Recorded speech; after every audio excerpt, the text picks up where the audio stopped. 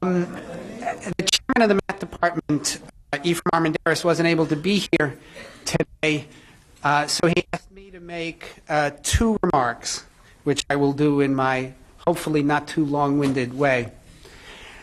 As for the first one, let me start with saying that about a week ago, I was in Washington, basically listening to a lot of departments brag about all the innovative things they were doing in terms of reaching out to various communities with mathematics and mathematics education and things like that. And it was a remarkably repetitive experience, with the one exception: when I mentioned our Millennium Lectures, nobody is doing anything like this, and they were all very interested, and particularly interested, as if you look around, about how enormously successful they have been. And so my first job is to thank the people who made these lectures successful. First and foremost, for organizing them, that's Alan Reed.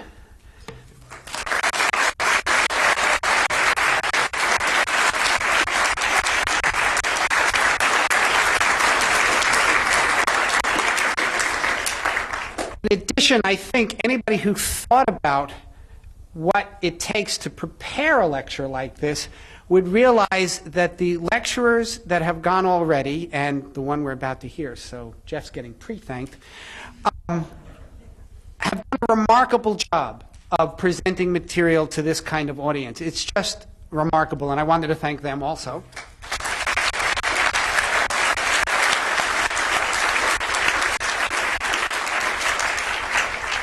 And there's one more thank you.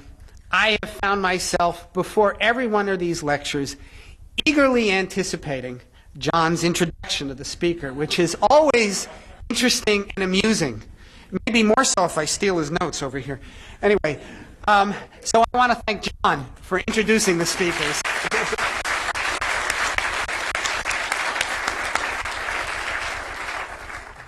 That leaves the second point. This is a little vaguer. Basically what I wanted to say was, these, since they've been successful and since they're obviously a good idea, these lectures in some form are going to be continued, the exact form of which, since we've run out of million-dollar prizes, the exact form of which is not clear, but I wanted to urge you to watch our website and watch the various means where these were announced, because I expect there'll be something along these lines in the fall that will basically become something of a permanent feature of the department. With that, I'll let John do that introduction that I've been waiting for.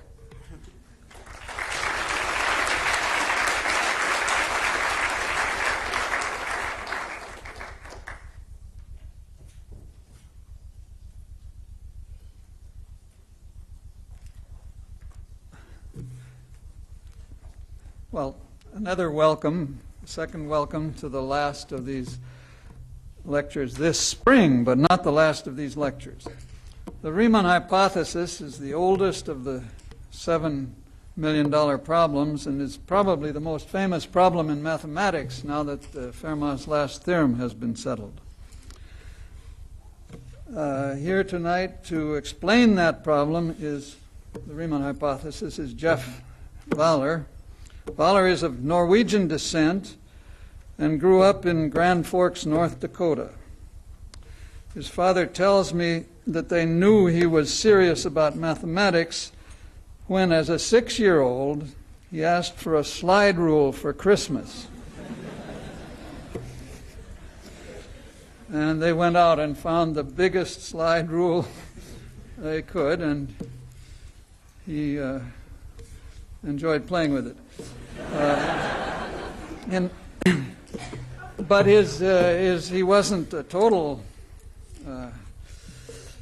wasn't totally absorbed by mathematics. In his youth, he spent most of his time, I understand, on the golf course when the snow was not too deep. And he was a golf star in college at Lawrence University in Wisconsin. I suppose he had plenty of time to think about math during the long winter nights. Anyway, he went on to do his graduate work at the University of Illinois, and got his PhD there. I forgot to ask him with whom. With whom? Harold Diamond. I knew that. I should have known that. Anyway, after postdoc positions at the University of Nottingham and Caltech, he came to UT, and he's been here since, except for a year at the Institute for Advanced Study in Princeton. Several of Vaaler's family members are here tonight, among others, two of his children, Abigail and Douglas Vaaler.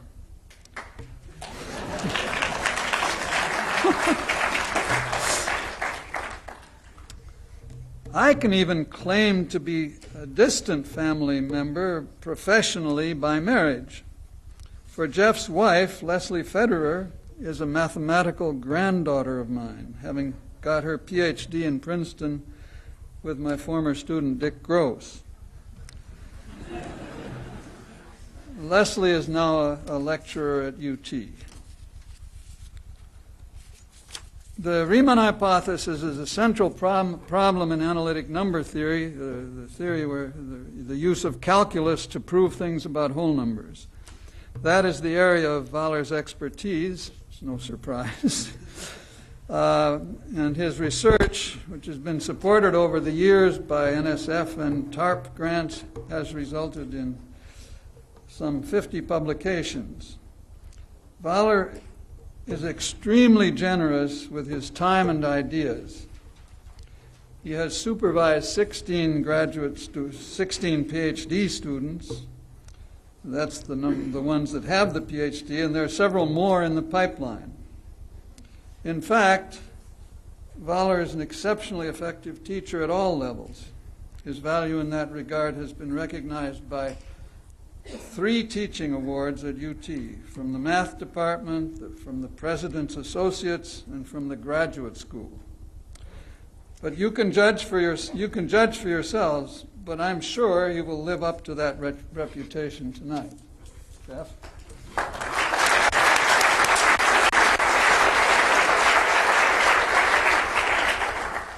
Thank you very much, John. I'm not sure I'll possibly live up to what you expect, but I'll give it a try. Sounds like everybody can hear me. Is that right? Yes. Okay. So this is the last of the 7 Millennium talks and concerns a problem which had its origin in attempts to understand the distribution of prime numbers among the integers. So to begin with, what I'm going to try to accomplish here is a crash course in basic prime number theory.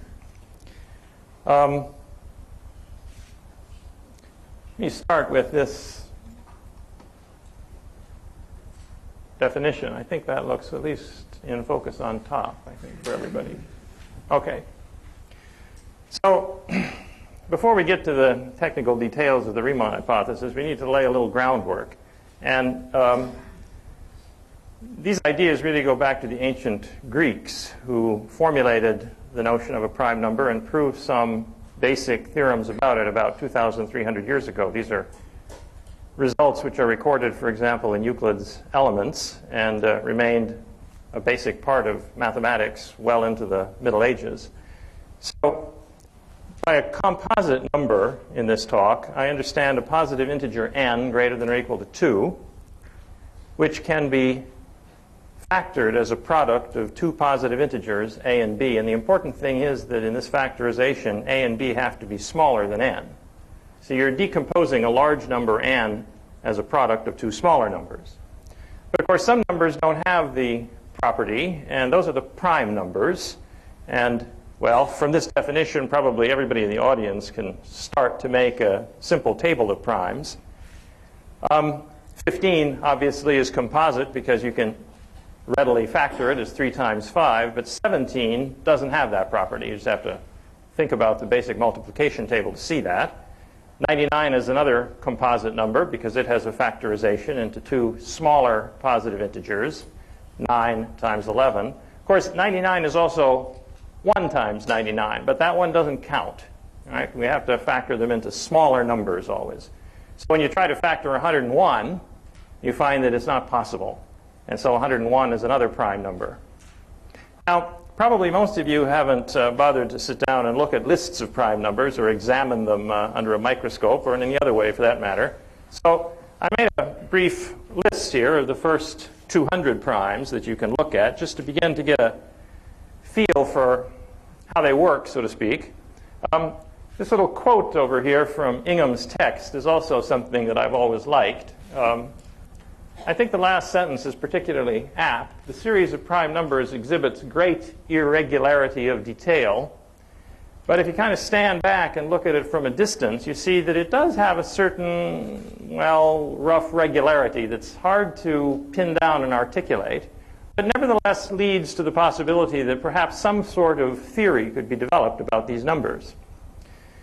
If you take a look at the first 200 primes, I think you'll probably, if you've even never seen this sort of mathematics before, you'll certainly come to the conclusion that it's hard to predict easily which numbers are going to be primes and which ones aren't. For example, if you take a look at this row right here, you see a list of primes from 571 to 647.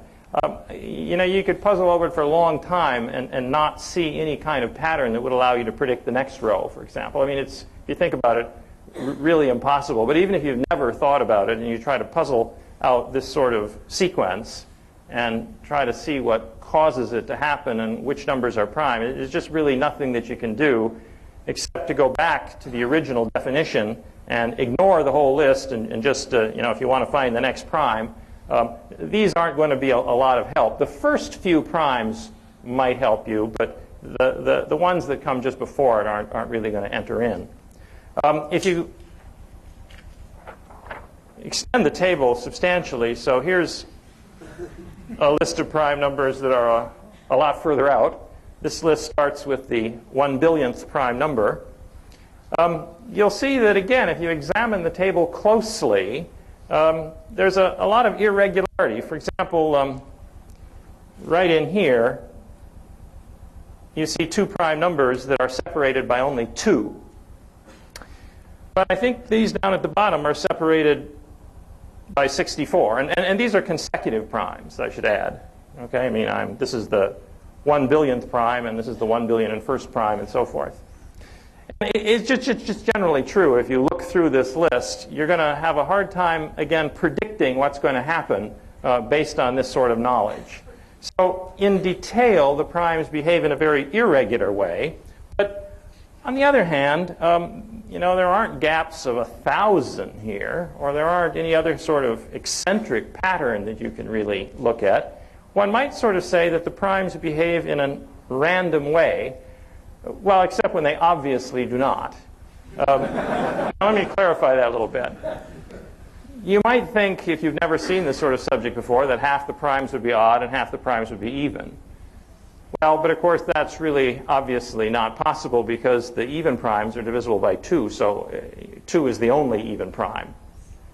Well, you might think that the primes divide evenly into the residue classes 1 mod 4 and 3 mod 4, meaning about half the time when you divide a prime number by 4, the remainder is 1, and the other half of the time when you divide a prime by 4, the remainder is 3. In fact, that can be made into a theorem. And that's more or less correct, that they do randomly distribute into residue classes in that fashion. In fact, I'll say more precisely how that works later on. Now, let me switch now to some more constructive results about primes. So I sort of hesitate to prove theorems here, but these theorems are about 2,300 years old, so somehow I feel like we can handle this. So this first lemma tells us the important fact that every integer n greater than or equal to 2 can be written as a product of prime numbers. And the proof almost proves itself, really. Suppose there were some positive integer, capital N, which is not a product of prime numbers. Well, then there'd have to be a smallest integer with that property.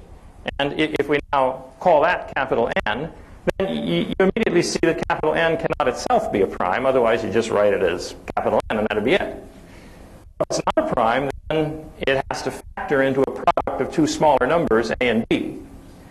Since A and B are smaller than n, and n was the smallest prime, the smallest integer, I should say, which can't be written as a product of primes, it must happen that A and B can be written as a product of primes. Okay, so we write A and B out here, as I have. A as P1 times P2 through PL, so those are primes.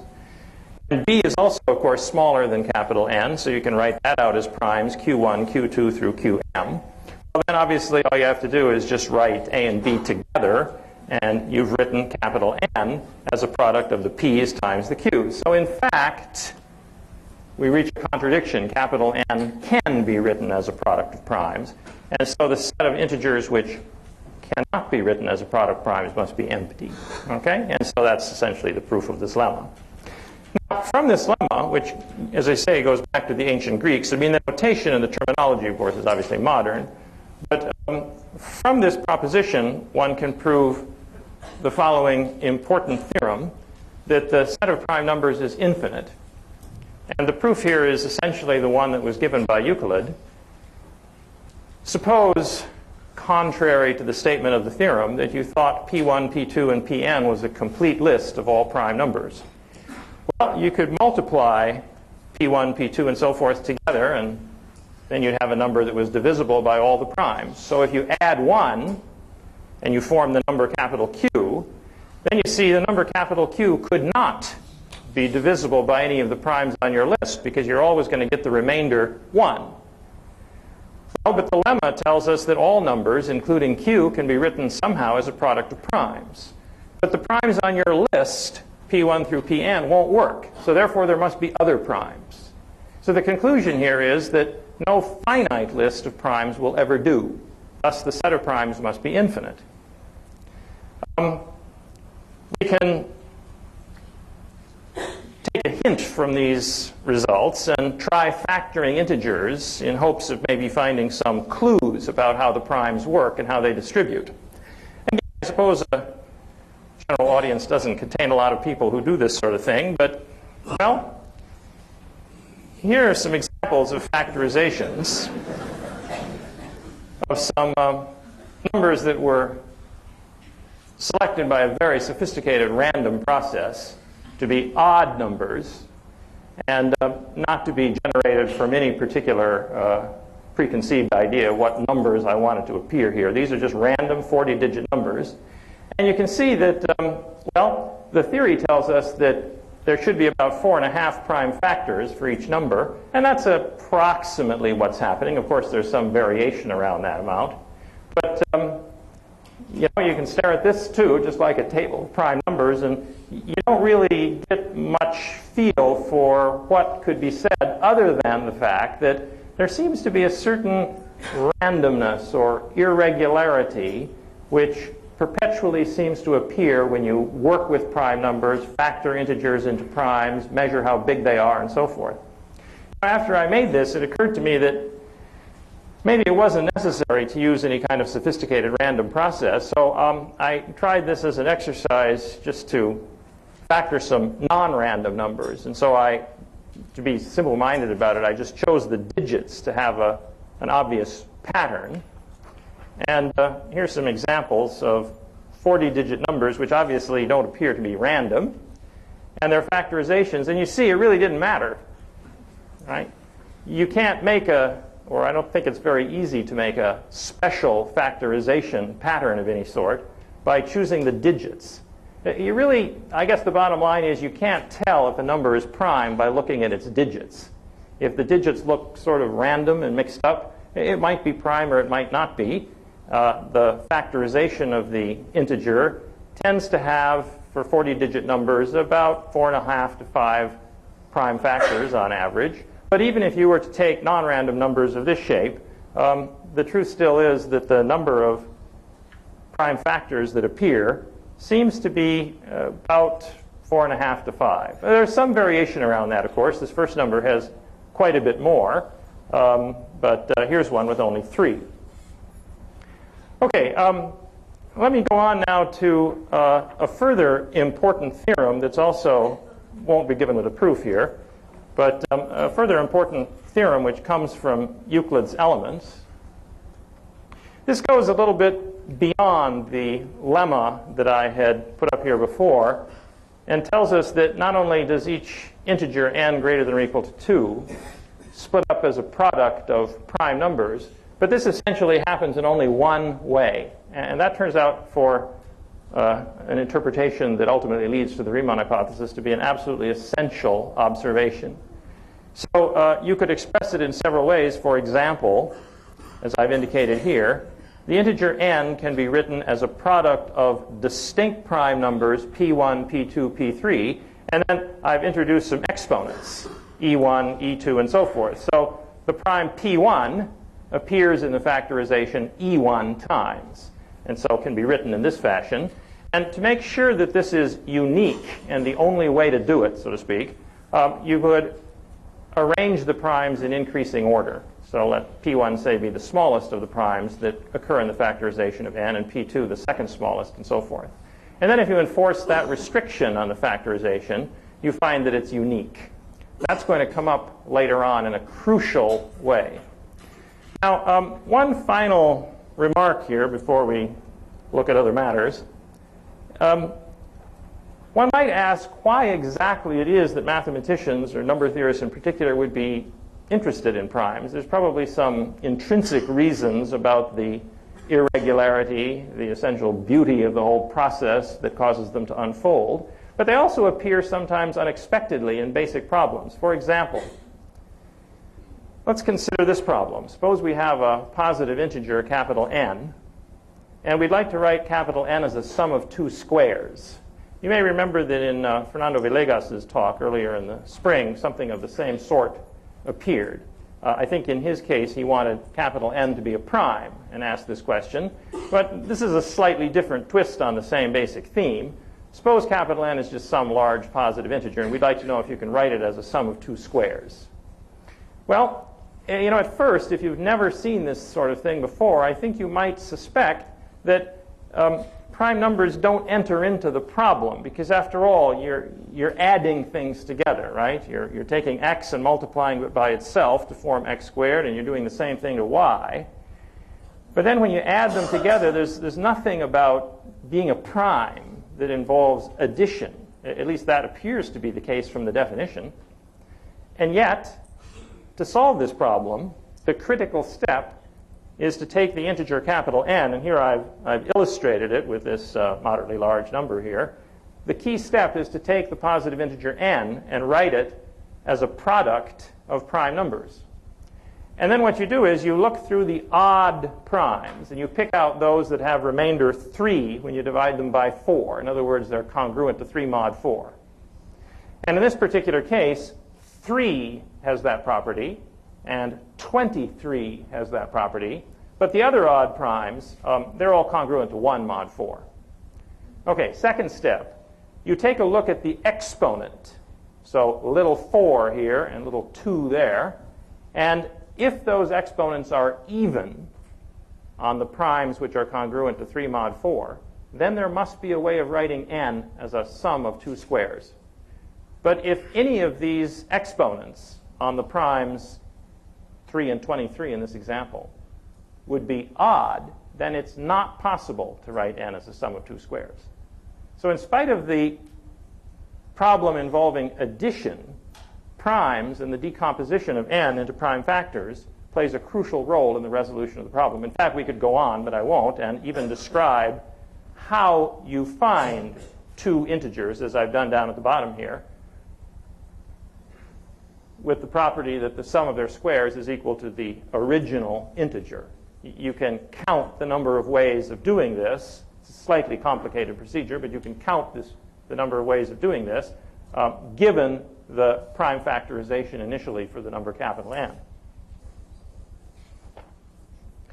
Now, eventually I want to get to a little more modern history here, since these observations, although this discussion of writing an integer as a sum of two squares is more or less known to Fermat in the Middle Ages, the theorems that I've quoted all go back to the ancient Greeks. Here, however, are some problems about prime numbers, which maybe some of you have seen before and are of a little bit more modern origin. The first one is the famous Goldbach problem. And I've quoted here, with translation, the actual letters that were exchanged between Goldbach and Euler in 1742. The question here is, well, ultimately, can every even integer greater than or equal to 4 be written as a sum of two prime numbers? As far as we know, this appears to be correct. Euler, in 1742, says, every even integer is a sum of two primes. I regard this as a completely certain theorem, although I cannot prove it. Well, no one else has proved it either in the meantime. What is known today, due to very sophisticated sieve methods, is that every even integer capital N can be written as a sum of two numbers, one of which is a prime, and the other one has at most two prime factors. That's pretty close, but it's actually about 10% of the way up Mount Everest. The next step is much, much harder than all the steps that have gone before, you might say. Another problem, which mathematically turns out actually to involve many of the same tools in attempts to resolve it, is the so-called twin prime problem. So if you look at tables of primes, you quickly observe that it seems that as far as they go, there are examples that occur pretty regularly where p is a prime and then p plus 2 is also a prime. So this is called a twin prime. And it's an old problem to prove that there are, in fact, infinitely many twin primes. But this is still unsolved today. The best we know is somewhat analogous to our knowledge about the Goldbach problem. It's known that there are infinitely many primes p such that p plus 2 has at most two prime factors again. But again, the story is that while that's the result of many ingenious ideas, to make the next number a prime, so to make p plus 2 actually a prime is again a big leap, probably greater than all the work that had been done previously.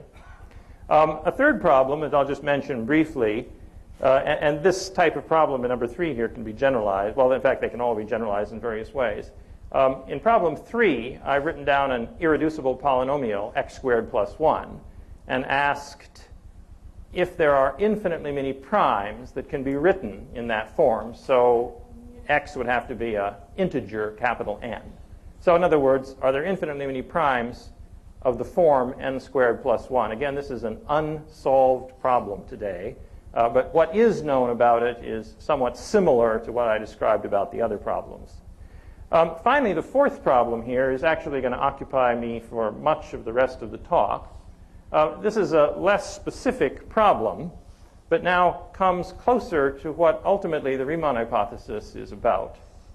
I'm going to define pi of x to be the number of primes less than or equal to x. So you pick x, maybe x equal 100. You count the number of primes up to x, and that's the value of pi of x. So in between two integers, pi of x is constant, of course. So its graph has a jump at a prime, and then it's flat until you come to another prime, and then it jumps up again, and so forth. Now, because the primes behave in an irregular way, pi of x behaves in a pretty irregular way, too. And yet, there are some things that can be said about it. We'll take a look here. Well, in fact, maybe I'll just leave it for a minute or two. We'll take a look at the graph of pi of x and also some possible approximations to pi of x that were found, well, the most important one really was found by Gauss.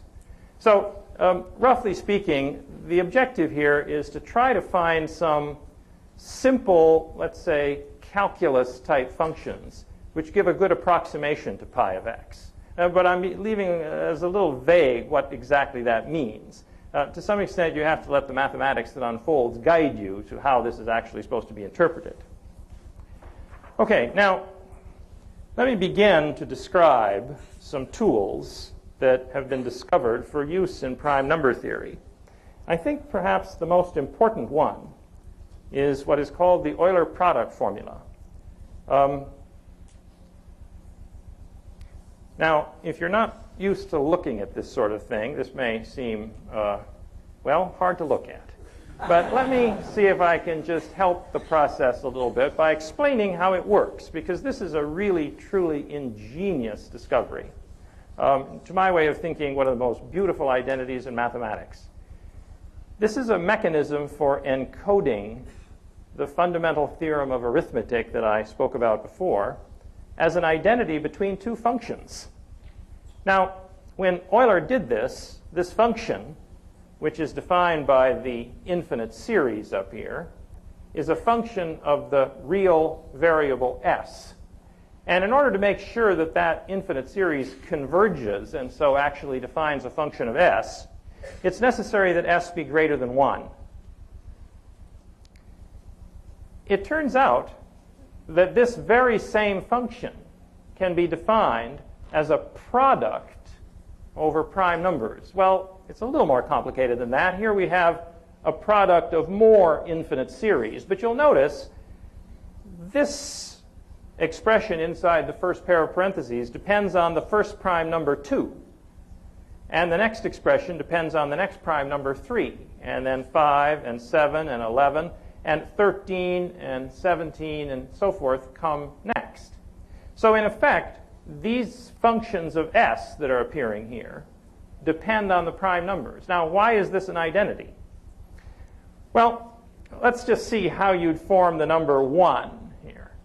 Well, obviously, if you're going to multiply all these things together, you're going to take the 1 here and the 1 there and the 1 there and so forth, and just take 1s from all the infinite series that are occurring in here. How do you get 1 over 2 to the s? Well, that's probably clear by now. You take 1 over 2 to the s. 2 is a prime, and it appears here. And then you take the 1 in all the other series. Let's skip up to 1 over 6 to the s. Well, you think of the prime factorization of 6. It's 2 times 3. So therefore, you take a look in the first series, and you take 1 over 2 to the s. And then you take 1 over 3 to the s. Now you've got 1 over 6 to the s. And then you take 1s all the rest of the way. How about 1 over 9 to the s? Well, 9 has a prime factorization into 3 squared. So you take 1, and then 1 over 3 squared to the s is right here, and then 1s from all the other products. Well, is it possible that you could get 1 over 9 to the s in some other fashion? No. The fundamental theorem tells us there's only one way to factor 9, or indeed any other integer greater than or equal to 2, into prime factors, or, as is happening here, into primes to powers. That means that the numerators in these fractions are all going to be 1s. You see, if there were 3 ways of producing 1 over 6 to the s, then each of those 3 ways would produce 1 over 6 to the s, and I'd add them up, and I'd get 3 over 6 to the s. But that's not how it works. So what's happened here is that we've encoded the fundamental theorem of arithmetic into a function. And if we write it a little differently and take this infinite series and write it down here as a sum with the index n, and we can sum up these infinite series inside here, and they sum up to 1 minus 1 over p to the s to the power minus 1, it turns out. And then we can introduce the capital pi expression, which indicates that you form a product over all these expressions as p runs over the prime numbers p. We see a fantastic identity. Now, let me explain why this is so incredible. Let's suppose we want to solve a problem about prime numbers. We take our problem about prime numbers and we try to reformulate it as a problem about this function of s. That should be a reasonable thing to try to do, because after all, the primes occur in this function. Now, normally that would go nowhere, because in order to find out any useful facts about this function, apparently you got to know about primes. But it's not so in this particular situation, because you can trade in that representation and replace it by this representation over here, because they define the same function. Now, there's no primes involved in the description of the function in this fashion. So, at least in principle, you should be able to learn anything you want about this function without knowing anything about primes by using that representation. This is a piece of mathematical magic, in a sense, that this should be able to happen, because it's the key to discovering theorems about primes. There's only one little problem, however, that occurs. It turns out that while you now have an expression involving functions of s. It's very tricky to extract prime number theorem or prime number information out of these functions when s is restricted to be greater than 1. And that restriction appears to be unavoidable, because if s is not a real number bigger than 1, well, they don't converge, and so they don't define any kind of a function. So while this is a very ingenious idea, it awaits one more good idea, and that's what Riemann did. Euler was able to extract something out of this, though. If you take the limit as s approaches 1, some of you with a little knowledge of calculus will probably be able to work out the proof that the sum of the reciprocals diverges. The sum of the reciprocals of the primes diverges. So that's another proof that there are infinitely many primes. But of course, it says more than that. There are infinitely many squares, for example, but the sum of the reciprocals of the squares converges. So it means that there are a fair number of primes in some sense. Now, the next great moment in prime number theory is due to Legendre, but really more importantly to Gauss. Gauss experimented with tables of prime numbers. And after a good deal of thought and work and experimenting, sort of seat-of-the-pants mathematics, he decided that the probability of a number being prime, if the number is out at about n, is roughly 1 over log n, roughly. And that motivated him to sum 1 over log n, or, as I've done here in the modern way of approaching this problem, to integrate 1 over log t from 0 up to x, and take that as a rough approximation of pi of x. Now, this might look a little funny here to split up the limit in this way. This is a Cauchy principal value type of integral.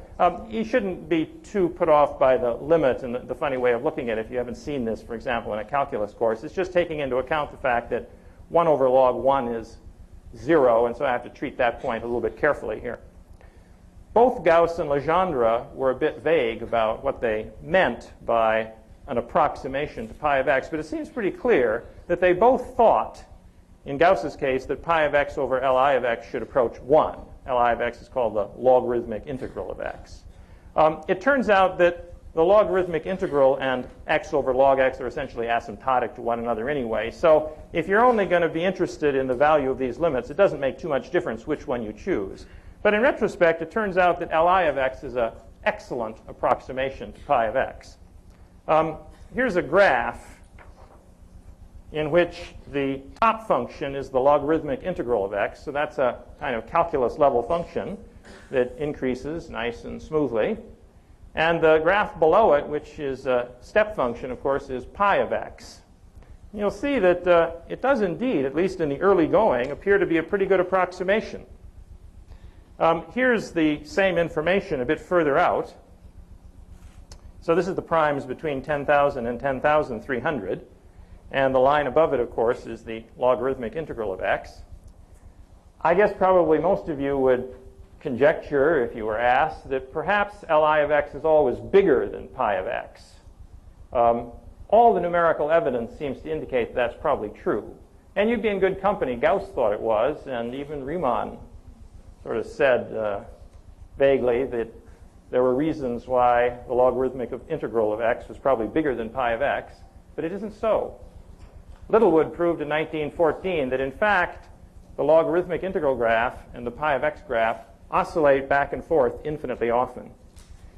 The first time pi of x gets above the logarithmic integral of x, however, is pretty big. Today we know it's out around 10 to the 370th. So it's way out beyond the range of computers. Here's another way of looking at the issue. This is a pretty extensive table giving the values of pi of x and the logarithmic integral of x. The bottom number here is 10 to the 20th, and that, as of a few years ago at least, was as far as pi of x had actually been calculated.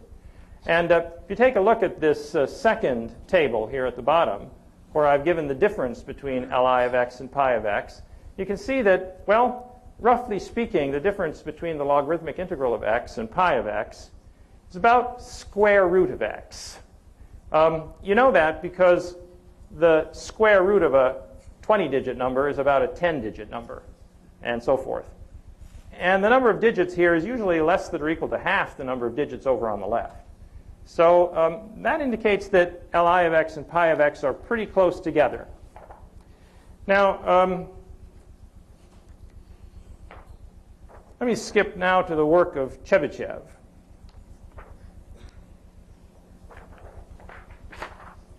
Who considered also the problem of good approximations. And I think I even have a picture of him. Probably stared at Ingham's quote long enough here. So anyway, there was Chebyshev. Now, Chebyshev introduced another good idea. Instead of counting the number of primes up to x, instead of working with pi of x, Chebyshev introduced a weighted prime counting function, which he called psi of x. Well, roughly speaking, instead of counting 1 each time you come to a prime, you count the logarithm of the prime. There's another little wrinkle, too. If you come to a prime power, a prime cubed, you count the logarithm of the prime. You throw away the cube, so to speak. This simplifies matters because it turns out that if you have a result that tells you that pi of x is approximately the logarithmic integral of x, then you also know that psi of x is approximately x. X is a simpler function to work with than the logarithmic integral of x. And so this is a desirable idea. It's also desirable for another reason. This contains the same magic that occurred in Euler's identity. This is an identity up at the top here that is satisfied by the psi function. And you'll notice there's prime number information on the left-hand side, but there's no prime number information on the right-hand side. So in principle, you should be able to extract information about psi by this identity because you can analyze the right-hand side without knowing anything about primes. Indeed, the right-hand side, if you look at it, is the logarithm of the integer part of x factorial. And there are good estimates for that. And, well, Chebyshev was aware of these things and turned the crank, so to speak, that comes from that formula, and was able to give estimates for the size of psi of x. And therefore, as I indicated in the previous remark, he made an estimate for pi of x down here. He showed that it was in between two multiples of the logarithmic integral of x. And he also showed something else with this machinery. If the limit pi of x over Li of x exists at all, then it has to be 1. Of course, you can't deduce that from this inequality, but by other means, Chebyshev was able to show that if the limit exists, it has to be 1. Okay, now we come sort of closer to the main objective here. And let me let Chebyshev give way to Riemann.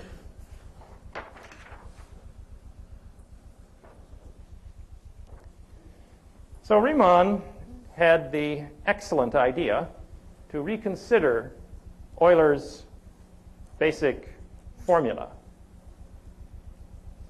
His good idea was to replace the real variable s, which has to be greater than 1, with a complex variable. The real part of s is now a complex number. The real part of s he called sigma. The imaginary part he called t. This slightly odd notation, however, has stuck and is still used. And this turns out to have important implications because, as I said, it's very hard to make use of this wonderful identity if s is just a real number bigger than 1. You can do something with it, but not very much. But if s is a complex variable, a whole new set of tools and machinery opens up to you, and all of a sudden this becomes a really powerful tool. In fact, it leads ultimately to a kind of formula for the number of primes out to x, or as it's usually organized, one of the weighted prime counting functions that I've described. Riemann made a number of discoveries about this function of s, which he called zeta of s. That name has also stuck. Indeed, this is universally known as the Riemann zeta function. The first observation was that the zeta function well, I should say it this way. The infinite series up here and also the infinite product converge now when the real part of the complex number s is greater than or equal to 1. Let me, you probably use this, and we can come back to this in a second here. Here's a brief model of the complex plane. This is the same complex plane that has come up in some of the other talks. Right here, for example, is the number whose real part is 2 and whose imaginary part is 10. So that point I identify with the complex number 2 plus 10i. The other points, of course, are organized in a similar fashion, and this is only part of the complex plane, obviously. There's also complex plane down below and off to the left and so forth, but this is enough for my purposes here. Riemann observed that the function he called the zeta function converges in this half plane. So this is all of the complex numbers whose real part is bigger than 1. Remember, Euler understood this as a function of the real variable, so Euler got it to define something only along the positive real axes here bigger than 1. Riemann is going out into the complex plane. Riemann also discovered, and I'll have to be a little brief about these things because they get a little technical, that the zeta function has what's called an analytic continuation into the whole complex plane. There's what's called a singularity at 1, but that's an understood sort of phenomenon. And what that means is that although these expressions no longer define the zeta function out in the rest of the complex plane, that's okay. There are other expressions which do define the zeta function, and this extension process is unique. There's only one way to extend it into the rest of the complex plane and retain the property of being an analytic function. Riemann also discovered a relationship between the value of the zeta function at s and the value at the point 1 minus s. Then he noticed, and now he was a little more vague and didn't really supply proofs. He definitely proved the functional equation and the analytic continuation. But number 3, he was a little vague about. He observed that the zeta function occasionally takes the value 0. Not in the part of the complex plane where it's defined in this fashion, but over on the left-hand side of the complex plane at -2, -4, and -6, and -8, and so forth. Those are called the trivial zeros because they're easy to find. Set those aside. I'll just talk almost as if they don't exist. The trivial zeros don't play much of a role. They have an important role, but we understand them completely. They're not mysterious, and so we can set them aside for the purposes of this discussion. More importantly, he discovered that there were infinitely many zeros in the region of the complex plane described here in this set. This is the set where the real part of sigma is between 0 and 1. So if we go back to the complex plane here, what he discovered is that in this region in the complex plane, which I'm shading in blue, the so-called critical strip, there were going to be infinitely many zeros. In other words, you take a point in here and you plug it into the zeta function and you see if it comes up with a value 0. And that's going to happen infinitely often for a certain set of points in this region. You might ask why the 0 is relevant in the first place. That's a good question, and it's going to be answered here in a moment. But before we get to the precise reason, Riemann also indicated a rough argument why the number of zeros up to height capital T. So in other words, if beta plus I gamma is a complex number, which is a 0 of the zeta function, then, since I'm only talking about the non-trivial zeros, beta has to be between 0 and 1. And the number gamma, think of that as between 0 and a big number, capital T, which you can name. And then n of capital T is the number of zeros of the zeta function up to height capital T. And Riemann indicated that it must satisfy this approximate formula here. He was a little vague as to what this is supposed to mean, but we now know, in fact, that n of t is exactly equal to that, plus a pretty small expression that has to get added on as a sort of correction factor. Now we come to one of his most spectacular discoveries. The reason that Riemann was interested in the zeros is exactly these formulas. So Riemann sort of modified Chebyshev's weighted prime counting function and defined a different weighted prime counting function, which he called capital pi of x. So capital pi of x counts a 1 whenever you encounter a prime less than or equal to x. If you encounter the square of a prime, it counts 1/2. If you encounter the cube of a prime, it counts 1/3. So capital pi of x is a pretty good approximation to little pi of x, which just counts primes. You can do this with little pi of x too, but the formulas become very complicated, and it's better to use a weighted function. What Riemann discovered was this astonishing formula. The number of primes up to x, but counted in this weighted fashion, is given by, here is Gauss's logarithmic integral function, which comes up for a very natural reason that Gauss could not conceivably have imagined. It comes up for a technical complex analysis region that was a reason that Gauss did not have the ability to comprehend, let's just say. And I don't mean to take anything away from him. Gauss realized that Li of x was the right function when he was 15 years old.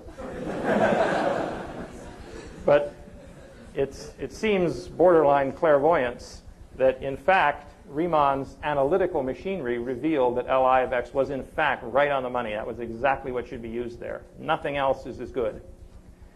Riemann went on to form a sum over the zeros row.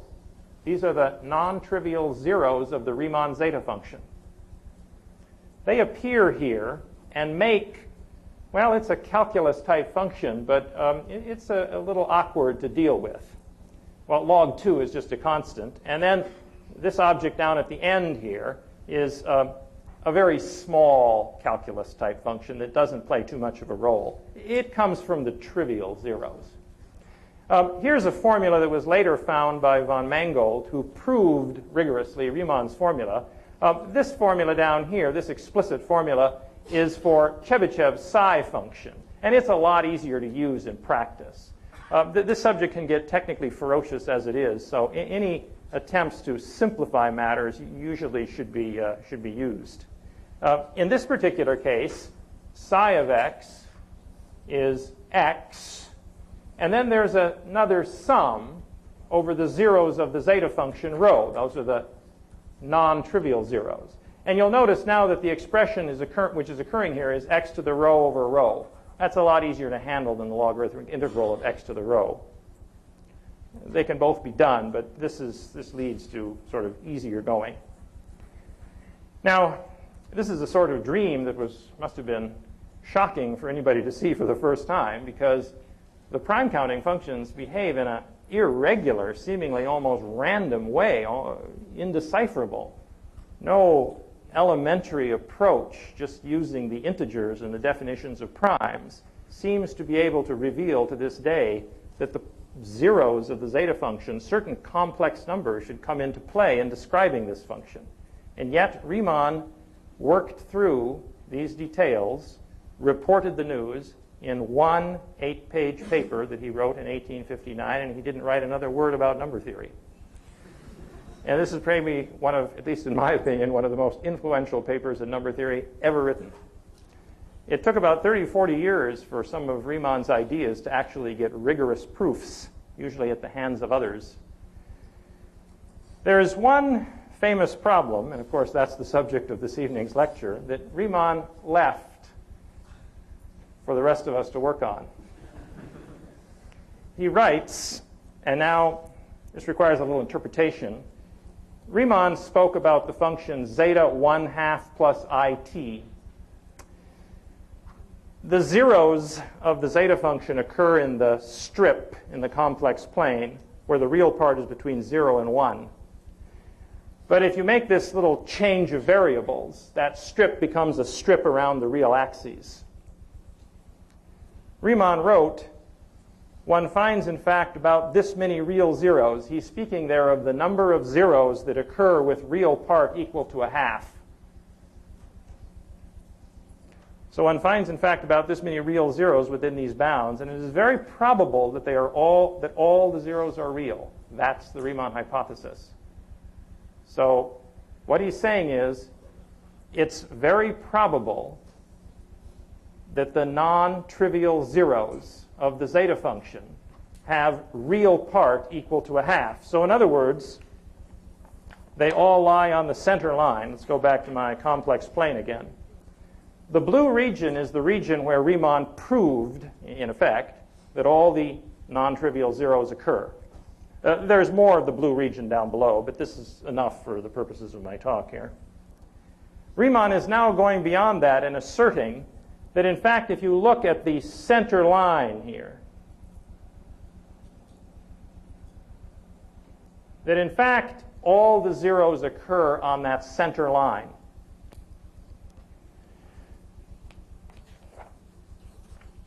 Well, let's take a look here at a little evidence. So here are the first 20 zeros of the Riemann zeta function. And you see that Riemann was right on the money. They're all on the half line. But the evidence gets better. Now, I can't, of course, produce too many zeros here in a short talk, but here are the zeros of the zeta function numbered 10 to the 12th plus 1 out through 10 to the 12th plus 20. And all the ones that came in between are on the half line too. So far he's doing great. Finally, and this is now right out at the end of modern computational methods, here are the zeros of the zeta function, and I should thank Andrew Olitzko for most of this computer work. Here are the zeros of the zeta function between 10 to the 22nd plus 1 and the 10 to the 22nd plus 20th, 0. You can see, if you study these numbers, that the zeros are going to be crawling along a little bit more slowly the further you get out. There isn't any discernible pattern here, except like the primes, there's a kind of an irregularity of detail. But then when you stand back and you look at a lot of them, they seem to kind of flow together more or less smoothly, more or less. Let me return to the explicit formula.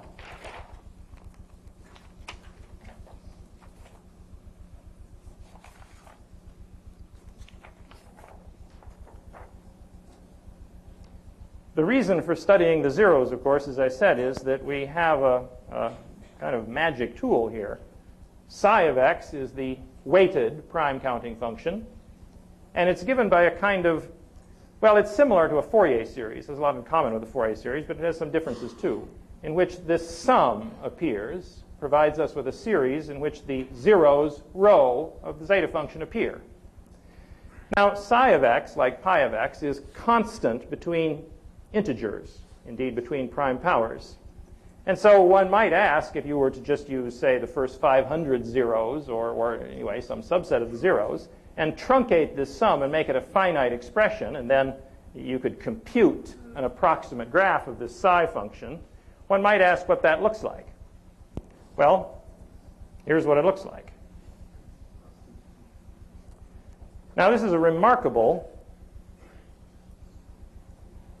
graph, because this number right down here is exactly log 2. I'm looking at the psi function, of course, in a region where there are no mysteries, down near 3, 4, and 5, and so on. You can also perform this activity further out for larger values of x, but then you need more zeros.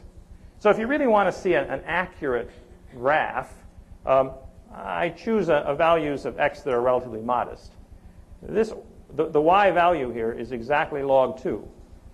Once I pass over 3, I get log 2 plus log 3. It's exactly that line. Once I pass beyond 4, Well, 4 isn't a prime, it is a prime power. So I got to add on another log 2, and that's exactly the right value. You'll notice, like a Fourier series, there's what's called a Gibbs phenomenon associated with these explicit formulas. As the function tries to change its status from one constant value to another constant value and approaches a discontinuity, it sort of gets ready to do that by fluctuating a little bit. Of course, we could dampen that down in various ways, but this exhibits exactly what happens when you truncate the approximate and make an approximate functional equation. Now,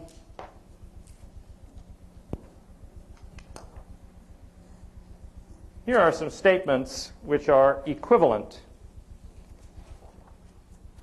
to the Riemann hypothesis. So the first one is just the Riemann hypothesis, plain and simple. All the non-trivial zeros of the zeta function lie on the line real part of the 0 equal 1/2. But a consequence of that, or, if you want, an equivalent statement, would tell us that Gauss's original notion that pi of x is very nicely approximated by the logarithmic integral of x can be made in this precise fashion. So for every positive number epsilon, no matter how small, there's a constant that can be computed from epsilon, such that the distance from the approximation Li of x to pi of x is, well, roughly speaking, square root of x. It's a little bit worse than that. But roughly speaking, the difference is about square root of x. Exactly the same statement can be applied to the approximation of the weighted prime counting function found by Chebyshev. That's well approximated by x. And again, the difference is roughly square root of x. Here's one down at the bottom which indicates that you could change the Riemann hypothesis what seems like in a rather drastic way and still make a statement which turns out actually to be equivalent to it. Define the Möbius function in this fashion. It's -1 to the m if n has exactly m distinct prime factors and 0 otherwise. And so when you take a look at mu of n, you see what appears to be random choices of +1, -1, and zeros without any particular pattern at all. The Riemann hypothesis would follow if you can prove that the value of this limit exists. The series converges, but conditionally. The Riemann hypothesis would follow if you can prove that the value of this limit exists for all values of the real parameter sigma, which are bigger than 1/2. And if the Riemann hypothesis is true, then this limit exists for exactly those values of sigma. Now, I have to also say that while you can continue this with a list of things that seem to involve the zeta function in odd ways and make equivalent statements to the prime number theorem, as a practical matter, nobody has really used anything like this to say anything particularly deep about the Riemann hypothesis, other than this is an equivalent formulation of it. But it doesn't seem to be, shall we say, a useful equivalent formulation. Not so far, anyway. Now, let me continue here with some results very briefly that I'll report after Riemann. You recall on some of the previous slides, in particular the one concerning Legendre and Gauss, that they had both more or less indicated that probably the ratio pi of x over Li of x converges to 1. Chebyshev proved, remember, that if it converges at all, it's got to converge to 1, but Chebyshev wasn't able to actually prove that the limit exists. This problem was an important one at the end of the 19th century that was finally solved by Hadamard and Delavalle-Poisson. Here's a picture of Jacques Hadamard. And this became known as the prime number theorem. And it remains a kind of a benchmark. If you have some ideas about how to attack problems about primes, especially the estimates for pi of x, a good test is, can you prove with your methods and your ideas the prime number theorem? Can you prove this?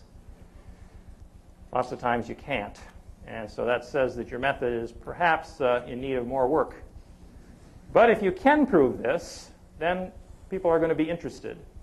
You got to have a fairly good idea to prove this fact in some fashion. Now, of course, if your method is just to repeat the known proofs, which involve the crucial fact that zeta 1 plus it is not 0. So that's no zeros on the 1 line. That's a long ways from the Riemann hypothesis, but it's a little information about the zeros. The analytic proofs for a long time that were known up until about the 1940s all went through that step. So they were all, in a sense, the same proof. More about that in a minute. Let me also remind you of the seemingly good conjecture that the logarithmic integral of x is always bigger than pi of x.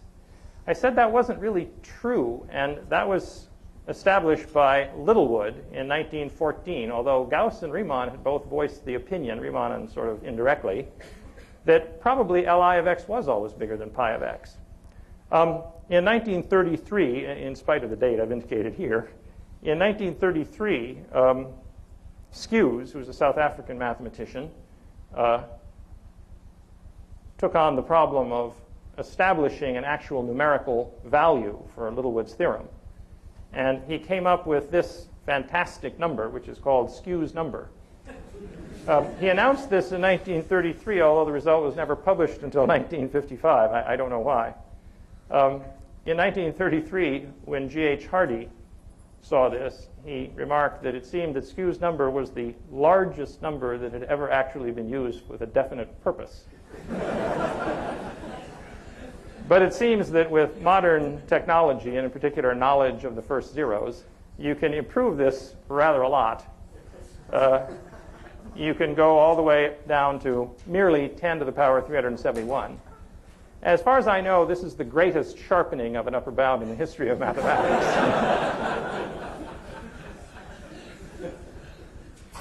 If you think about the size of Skewes' number and experiment a little bit, you will be impressed. Okay, I just have a couple more remarks here about recent developments. You know, in the 20th century, there are thousands of papers on prime numbers, and it's not possible to mention many of them, even some of the best ones, because a certain amount of technical development has to be made. And so I can only speak about a few things that, well, can be related at least to objects that have already occurred here. The first I want to mention is a result due to Atle Selberg. I think I have a picture of Selberg here. And Selberg proved that, in fact, a positive proportion of the zeros of the zeta function occur on the half-line. That's quite a ways from the Riemann hypothesis, but it's encouraging. So the precise statement is that if n0 of t is the number of zeros up to height t, which have actually real part equal to a half, so they're on the central line, and n of t, as before, is the actual number of all the zeros up to height t, then it turns out there's a positive constant c, such that the number of zeros that are on the half-line is actually greater than or equal to a constant times the total number of zeros. So that constant is the proportion of zeros that you can say are on the half-line. The c in Selberg's original result was quite small, but in modern times, the c has been increased, and the best result now known is that you can take c equal to 2/5. So one way to say it would be that 40% of the zeros are in fact on the half-line. Even if we proved 100% of the zeros were on the half-line, that's not the Riemann hypothesis. There might just be one or two exceptions that are lost in the asymptotics here. But still, it's encouraging. Another event connected to Selberg and also to Paul Erdős occurred in 1948. And this was quite a surprise to experts in the field when they found a proof of the prime number theorem. Remember, I said that was sort of the benchmark theorem. If you can get that, you must have introduced a good idea. It had long been believed that it was, in some sense, impossible to prove the prime number theorem without making use of the zeta function. But Selberg and Erdős showed that that was not how things work. They found a proof of the prime number theorem that just used calculus. No zeta function appears in the proof. And it's not a fake. I mean, there's no substitute. You're not using functions that are sort of disguised versions of the zeta function. It's really different. This was quite a surprise, and for a long time, well, maybe 20, 25 years, it was a sort of a popular idea that perhaps you could prove the Riemann hypothesis by studying the primes directly without the zeta function. and then produce one of the good estimates that I showed on a previous transparency, which would then imply the Riemann hypothesis. And once you've got all the zeros on the half-line, then the Riemann zeta function is a much more powerful tool. In a sense, it sort of makes sense that such an attack on those might work. This view, I think, in modern times is not so popular. Anyway, it was popular for a while, but I don't think too many people would argue that today. Well, this may be partly because there's a new popular approach that was discovered by Hugh Montgomery. Now, this is probably the most technically complicated thing that I have here to describe. Let me also show you a picture of Erdős here. So, when Hugh was a graduate student, he was thinking about the statistical distribution of the zeros of the zeta function. And this is kind of a rough description. What he did was he studied the distances between the zeros and assumed that the Riemann hypothesis is true. Not just the gaps between consecutive zeros, as occurred on my list, but all the different lengths that you can make by taking the difference between two zeros, or really between the imaginary parts of the zeros. You can leave the half part out of it. And he discovered, roughly speaking, that the Fourier transform of this distribution function could be identified. And it was a sort of elementary looking thing. And then in a memorable conversation that he had at the Institute for Advanced Study with the physicist Freeman Dyson, well, he was explaining his result to Dyson, and Dyson said, oh, of course, the limiting function is, and then Dyson explained to Hugh what it must be. Naturally, he was astounded. And he said, how did you know? Well, he said, you're computing the pair correlation function. It is also the pair correlation function of the eigenvalue of a random Hermitian matrix. Wow. That was a new connection between the zeros of the zeta function and ideas that had only been dimly thought about in the past. To sort of compactify what's happened, Hilbert and Polya earlier in the 20th century suggested the attractive possibility that the zeros of the zeta function are the eigenvalues of some operator. They didn't say what operator, they didn't say what space this operator is supposed to act on, but you can imagine that it's just a matrix, let's say, but an infinite matrix. And what Montgomery discovered was that, well, if you imagine that there is such an infinite matrix, and you imagine that the ij entry of the matrix is formed by some process that involves the distribution of primes, you might, from all I've said here this evening, think that those entries, the ij entry in the matrix, probably looks kind of random. And you might look at the matrix and notice that the ji entry is the complex conjugate of the ij entry. Therefore, the matrix is Hermitian. Therefore, all of its eigenvalues are real, and therefore the Riemann hypothesis is a theorem. There's a lot of imagining there. But, well, that's the sort of thing that makes good mathematical research. And I think that's about all I have to say. Thank you.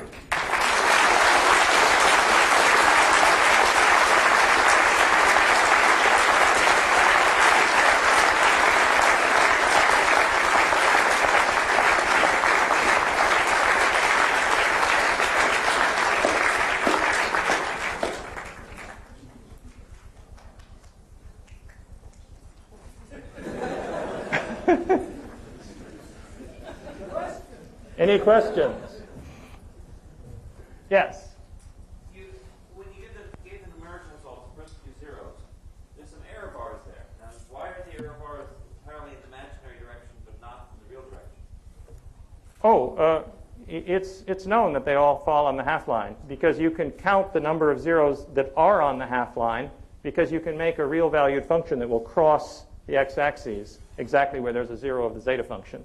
So you can count the number of zeros on the half-line up to height t, and the von Mangold formula gives you a formula for the number of zeros of any sort whatsoever up to height t, and they match all the way along up to 10 to the 22nd. Yeah. That's a good question. Yeah. So how many different proofs of the prime number theorem of Well, I guess 4 is probably a reasonable statement, although, yeah, 4, there are some similarity, 2 of them kind of based on similar ideas. Yeah, there's the analytic proof that uses the zeta function, and there are many ways of doing that, but at some point you got to use zeta 1 plus it, not 0. And then there's the original Selberg idea. And there are 2 others that come from very clever ideas introduced to sieve theory, which normally doesn't produce asymptotics. It normally just produces inequalities. Well, so 3 or 4, depending on how you want to count. Any other questions? Yes? Regarding the last idea about computing the eigenvalues, Yes? do they construct approximate operators so you can reproduce part of the theorems? I'm not aware of any experiments in that direction so far. It's a plausible thing to try. Yeah, the trouble, I think, is that you need some kind of scheme by which you're going to take the primes and build the operator. And there are, endless, it's an open thing. How do you do that? Well, well, to answer your question, it's a plausible thing to try, but to the best of my knowledge, nothing too tangible has gone on in that direction so far. Yeah. The Laplacian on the fundamental domain of the modular group. Yes? That's the transformal calculation that Oh, well. Okay, there's some computational justification for this point of view, but I mean, I don't know of any theorems in this direction. No. Are there any other questions? Yeah. Where the Riemann hypothesis proved false, would it have any real far-reaching kind of? Yeah, you bet it would. Yeah, either way would be a terrific result. It seems clear that it requires, I don't know quite how to say it, but it probably requires mathematics we don't know how to articulate today, evidently. I don't think it's just a matter of using what we know in a clever way. I think it requires another Riemann idea, because very smart people have thought about it for quite a while. And there are various ways of measuring progress, and they don't stack up too well, really. The zero-free region of the critical strip in 1906 is insignificantly different today. It's a little better than it was in 1906 because of tremendous, ingenious work on exponential sums, but it doesn't have any deep implications, really, other than it shows the cleverness of people who work in the field. But, I mean, it's still about the same as it was in 1906. Now, Selberg's result on the proportion of zeros and the refinements thereof are evidence in favor of it. The computation is certainly evidence in favor of it. There are also the so-called Riemann hypotheses, which are a little technical to explain, but there are objects similar to the Riemann zeta function that come from the theory of curves over finite fields, and properly interpreted, the Riemann hypothesis is a theorem in those cases. But those objects, from an analytical point of view, are much, much simpler things to work with than the zeta function is. But they have the operator in those cases also. Yeah, right. And just finite dimensional. Yeah. Well, all right, one One more. This is kind of a simplistic question, I guess, but apart from the wonderful things that can fall out of trying to prove this or proving it, does the Riemann hypothesis have any, or the proving of it, have any implications for actually finding primes or proving a number's prime? Well, I see. Not in a real simple, direct way. It does have a lot of implications, some of which are fairly technical to describe. The thing I chose to do here was to discuss its implications for the prime counting functions, because that was historically what I think Riemann was after. And I think it still remains maybe the simplest basic number theory problem that connects to the zeta function. But the Riemann hypothesis, for example, has been discovered as an important problem in mathematical physics. So there are a lot of different connections with other things. Now, you specifically said methods for deciding if an integer is prime or not. The most simplistic. Yeah, as a practical matter, I don't. Maybe if you have just the right question of that sort, yes. But naively, I don't think there's an immediate connection. Yeah. Some extended Riemann hypothesis holds that primality can be decided in deterministic form. Oh, now that's a different issue. Yeah, of course. Yeah. Well, don't forget to watch for the announcements next fall, and maybe it's time to go and have some refreshments now.